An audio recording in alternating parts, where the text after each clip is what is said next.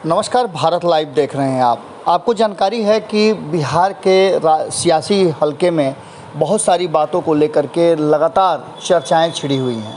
इतना ही नहीं, इन चर्चाओं के पीछे क्या रहस्य हैं और इन चर्चाओं का क्या मायने है, इस पर भी लगातार आपने समीक्षाएं देखी होंगी, अलग अलग मीडिया चैनल्स और राजनीतिक घरानों से आपने बातें सुनी होगी। लेकिन इन सब के बीच जो सबसे महत्वपूर्ण बात है वो है जीतन राम मांझी, क्योंकि जीतन राम मांझी वो पिलर हैं जिस पर बिहार में सरकार टिकी हुई है। इस सरकार को लेकर के लगातार विपक्ष के तरफ से कई बातें तो कही जा ही रही हैं। इस सरकार के बनने के दिन से ही इस सरकार के गिरने की बातें हो रही हैं। लेकिन इन सब बातों के बीच में जीतन राम मांझी और मुकेश सहनी ऐसे दो पिलर हैं जिनके होने से और न होने से सरकार के सेहत पर बड़ा असर पड़ता है। इन सारी बातों को लेकर के अब कई तरह की बातें सामने आ रही हैं।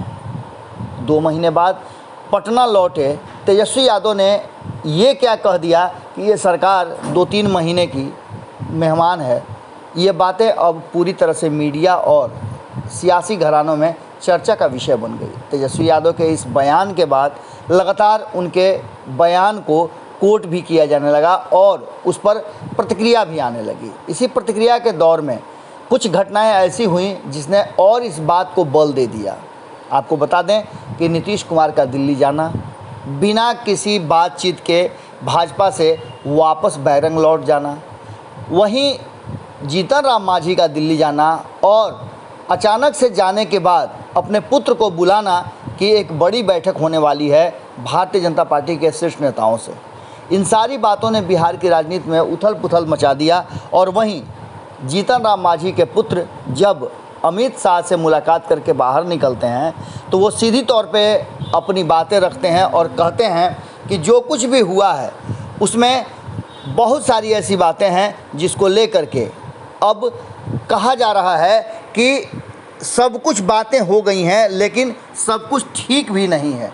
इन सारी बातों को लेकर के जिस तरह से कहा है संतोष सुमन ने, उन बातों को आप अगर सुनेंगे तो आपको भी अंदाज़ा हो जाएगा। हमने आपको इन बातों का पूरा लब्बो लुआब जो है वो कल रात में बता दिया था। लेकिन अब इसके बाद जीतन राम मांझी का जो बयान आया है और बिहार में सरकार गिरने को लेकर के जो बातें उन्होंने कही है कि कैसे गिरेगी सरकार, ये बातें बड़ा महत्वपूर्ण हैं। उन्होंने साफ तौर पे तेजस्वी यादव के बयान को कोट करते हुए सीधे तौर पे कहा है कि ऐसा कुछ भी नहीं है, वो अपनी पार्टी बचाए ना, क्योंकि उनकी पार्टी के लोगों को ये अंदेशा हो गया था और बहुत सारे लोग इसलिए आरजेडी से चुनाव लड़े थे कि उन्हें लग रहा था कि सरकार बदल जाएगी और उन्हें बहुत सारे फ़ायदे मिल जाएंगे, सरकार का हिस्सा हो जाएंगे। लेकिन उनके मंसूबे पर पानी फिर गया है और ऐसे लोग अब चाह रहे हैं कि वो जल्दी ही पाला बदले। जीतन राम मांझी ने कहा कि ये सरकार नीतीश कुमार के नेतृत्व में जो चल रही है और भारतीय जनता पार्टी के संरक्षण में चल रही है, ये सरकार पूरे 5 साल चलेगी और मजबूती के साथ हम इसमें खड़े हैं।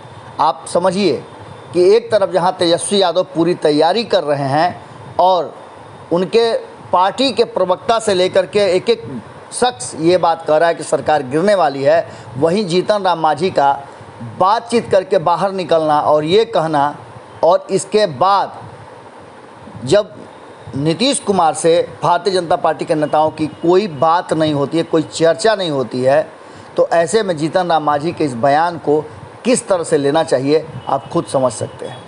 जीतन राम मांझी ने जो बातें कही है उसमें सत्यता के साथ साथ कई ऐसी बातें हैं जो मजबूर करती हैं आपको सोचने के लिए कि आखिर कुछ तो है जिसमें पर्देदारी है और ये पर्दा कब उठेगा ये भी अभी कहना थोड़ा सा मुश्किल होगा। लेकिन इतना तो तय है कि जिस तरह से नीतीश कुमार चुपचाप दिल्ली से लौट करके आए और जीतन राम मांझी के साथ भारतीय जनता पार्टी के नेता बात करते हैं, इसके संकेत साफ हैं कि कुछ बड़ा होने वाला है, जिसमें जीतन राम मांझी को बता दिया गया है वो किस तरह से आगे चलें और रहें।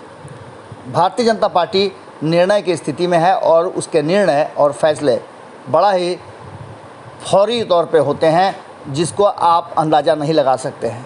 हालांकि नीतीश कुमार भी फैसले लेने के माहिर माने जाते हैं। अब देखने वाली बात ये होगी कि आखिर बिहार की सरकार को लेकर के जीतन राम मांझी के इस बयान का क्या मतलब निकाला जाए। एक तरफ सरकार गिराने की बात और दूसरी तरफ सरकार बचाने की कवायद कितना ज़्यादा महत्वपूर्ण है। यदि आपके मन में कोई विचार है तो ज़रूर लिखिएगा कमेंट बॉक्स में। धन्यवाद। अगर ये वीडियो पसंद आई और वह बिहार के राजनीति और बिहारियत से सरोकार रखेनी तो सब्सक्राइब बटन दबा के चैनल के सब्सक्राइब कर ली। ओजे एगो घंटी बा, ओकरा बटन दबा देला से कुल सटीक और मारक खबर रुआ मुफ्त में मिल जाई। अगर रुआ पत्रकारिता के हमनी के नया प्रयोग में सहयोग कर चाहतानी तो ज्वाइन बटन दबा दी। पेटीएम नंबर नोट कर ली 9386816700। धन्यवाद।